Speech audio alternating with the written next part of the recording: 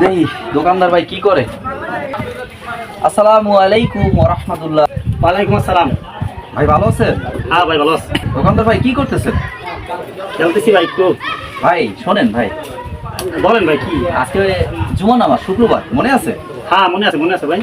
তাহলে ভাই 12টা বেশি বাজে, আমরা চলেন গোসল টোসল কইরা দোকান বন্ধ করেন, নামাজ পড়তে হবে না ভাই? ভাই আপনি যান, আমি পরে আসতেছি। যান ভাই সময় নাই তো ভাই। ভাই দেখেন দোকান বন্ধ করুন, একটু দেরি হবে, আমি আসতেছি।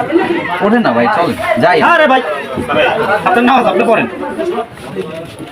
আপনার আমি বলছি না পরে আসতেছি, আপনি এত তাগিদ দেন কামারে। আমার ব্যবসা বাণিজ্য করতে হবে না, এগুলো বুঝতে কি সময় লাগবে না? আপনার ঝামেলা করতেছেন না, উদ্যোগ করতেছেন। ভাই একটু কথা বলি ভাই, বলো। বলেন ভাই বলেন, সঙ্গে বলুন। আচ্ছা ভাই, এই যে মুখটা দিয়ে কথা বলতেছেন, এই যে মোবাইল নিয়ে হাত দিয়ে টিপছেন, দোকানদারি করতেছেন ভাই, খাইতেছেন, এটা কি করে ভাই? এটা আল্লাহ তাআলা।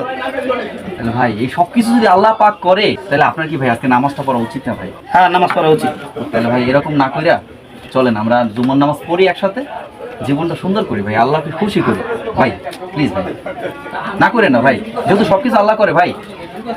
চলেন ভাই, দোকান বন্ধ করেন ভাই। আচ্ছা চলেন ভাই, আপনি যেহেতু বলছেন আর আমার মনের মধ্যে ডাক দিচ্ছে, চলেন নামাজটা পড়ি। ভাই তাড়াতাড়ি করেন, ঠিক আছে?